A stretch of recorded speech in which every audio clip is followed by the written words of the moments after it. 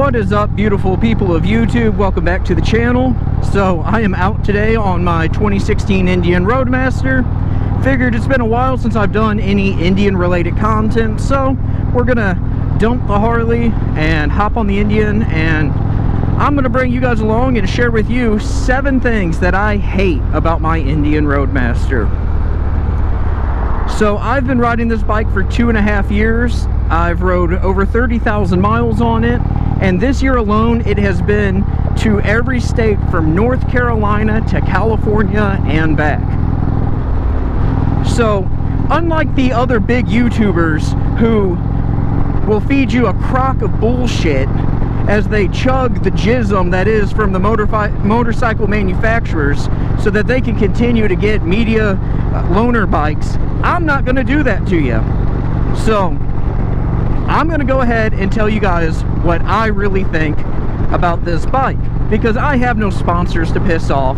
I don't get loaner bikes. I don't get early release gear, so it doesn't matter who I piss off with what I have to say, because at the end of the day, I love this bike. I love Indian motorcycles, but it is not a perfect bike. So let's dive in and tell you the 7 things that I hate about it. So the first thing we're gonna hit on is the factory windshield. So right here I have the Clockworks flared windshield. I absolutely love this windshield, but the factory windshield sits at the stupid angle where it just ramps air right into your face, and not in a good way. Like, it just washes everything out.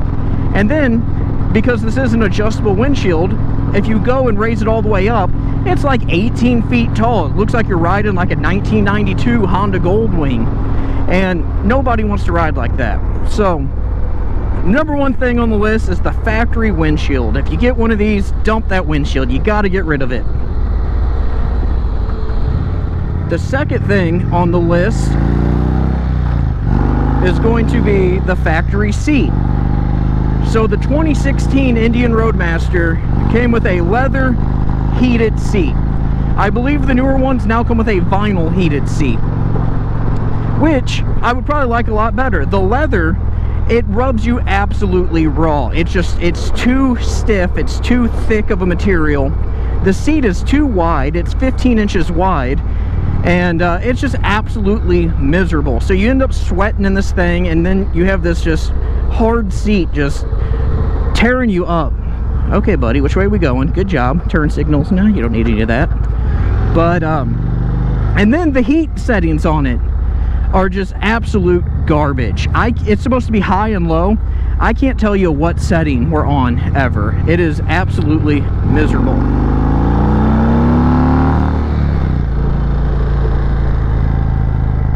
So I ended up replacing the factory seat with my Saddleman road sofa. I absolutely love Saddleman seats. My wife, she's a little indifferent on it. She says the seat's comfortable. She doesn't like the way it sits her higher up, but I find it to be a very comfortable seat. I love it, and screw the factory seat. Number 3 on the list, the factory heated grips. So I spent 14 years as a mechanic, and I have seen heater element failures and heated steering wheels and heated seats and all that, and I know it's not that uncommon of a thing. These right here work sometimes, they don't work other times, and so I need to replace them. They're like $350 to buy new ones, so I'm just gonna live without them. It's not worth that much to me to have heated grips. So your mileage may vary, but I'm not going to spend the money for the heated grips. Moving on, number 4 on the list is the clutch switch that is right here in this perch. If you ride aggressive like I do, you tend to let that clutch pop. Well, this switch that is in here is this little chintzy micro switch with 2 wires coming out of it. And if you let that clutch just let it rip like that, you'll smash the switch. I've done it 3 times. I've had to replace it 3 times. Currently, it's broken. I ride without it. It doesn't affect anything other than I can't start the bike in gear. So at this point, I've just left it broken. Indian charges $65 for a new switch, and that's with me doing the install myself. Who knows what they charge to install it, but it's a waste of money to replace because it just breaks again and again and again. Absolutely ridiculous. It should be, you know, maybe on the newer Indians they've redesigned it, it may be a better piece, but on my 2016 it is a piece of crap. That leads us into number 5. The number 5 thing that I hate about my Indian is the thing that probably leads most people to wanting to buy an Indian, and that is the balanced front fender. That big glorious fender out there, it looks awesome. I was a sucker for it when I first bought the bike, but it quickly lost its glamour to me. So the first thing I noticed is that lighted war bonnet on it started to go orange. After looking at it, there was rust forming on the inside of that fender. Reading around on the forums, it's very common. What happens is you start to get rust under that light, and it turns your war bonnet orange. And that fender, especially on these early Indians, they were notorious for rusting. On the newer Indians, they've changed how they rust-proof these things. Apparently it's not an issue anymore. But for me, I ended up just taking that fender off. I got the optional slim fender. And the plus side is it's now easier to take the wheel off, easier to service the brakes. The brakes can run cooler. It's just all around, for me, better to run that slim fender versus the factory balanced fender.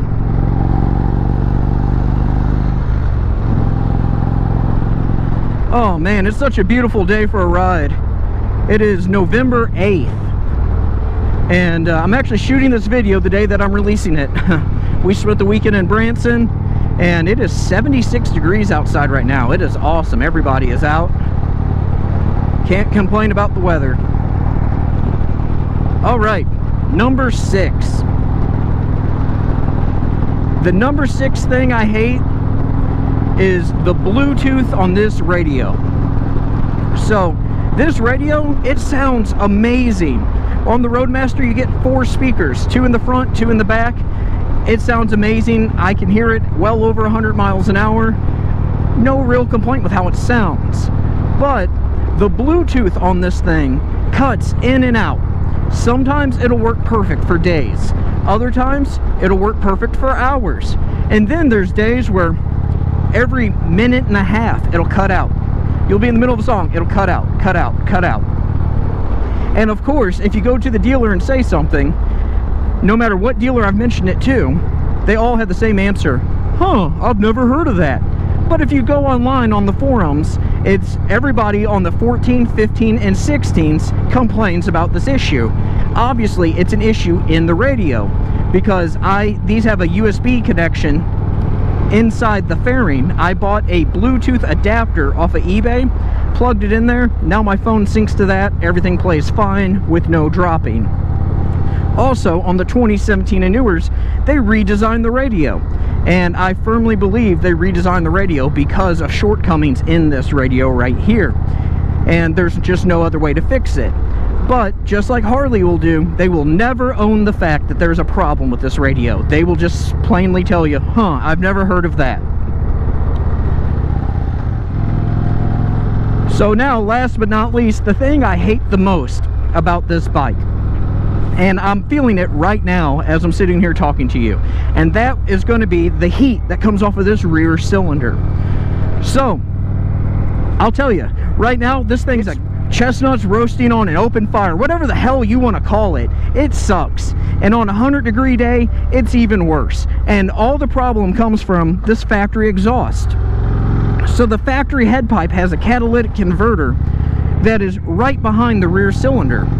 And all that heat radiates up that pipe into this rear cylinder, and it just cooks your junk like you wouldn't believe. So how do you fix it? Well, you replace this head pipe, or you cut open your factory head pipe and you cut that catalytic converter out. But then now you need to go and retune your bike. So on average, it's going to cost you anywhere from $500 to $1,500 to fix this issue. For me, I think I'm just finally going to bite the bullet and replace this head pipe and have it tuned. But this is ridiculous. There's no way Polaris didn't know that these things are throwing this much heat. You know, in 2018 and newer, they put in the rear cylinder deactivation to try to cut down on it. But from what I understand, it doesn't help a whole lot. Everybody says the only fix for it is to just replace that head pipe. I'm not one who really likes loud exhaust on a bike. So for me, it's kind of annoying. Luckily, it looks like Tab, I think it's Tab Performance, makes a aftermarket head pipe for this that will let me use my factory mufflers, because I don't want some loud, obnoxious bike. I'm not into that. Those of you who are, cool, you do you. It's just not for me. So it's very annoying, and there's just some days where, you know, if it's over 95 degrees out, I'm just not gonna ride my bike because it's just so uncomfortable. If actually, see if you can see it right here on my pants, right there, I have burnt holes in all of my blue jeans from this catalytic converter. I've melted multiple rain suits. It's just a complete pain in the ass. So that is my biggest complaint about this bike. So with all that being said, I still absolutely love this bike. Everything that is wrong with it, there are solutions to all of it. It can all be fixed. It would not discourage me from buying another Indian. In fact, I've been looking around. I have an idea of what I want my next bike to be, and I may share that with you guys in a few weeks. So I guess we're going to wrap this video up. I appreciate you all for watching. I love each and every one of you. Please like, comment, subscribe, follow us on social media. Head on down to that description box. There's links to our company website. If you have horses, dogs, whatever, we make all kinds of stuff. We have all kinds of apparel for our company, and I'm working on getting some apparel for the channel. So I will see you all in the next one, and I am out.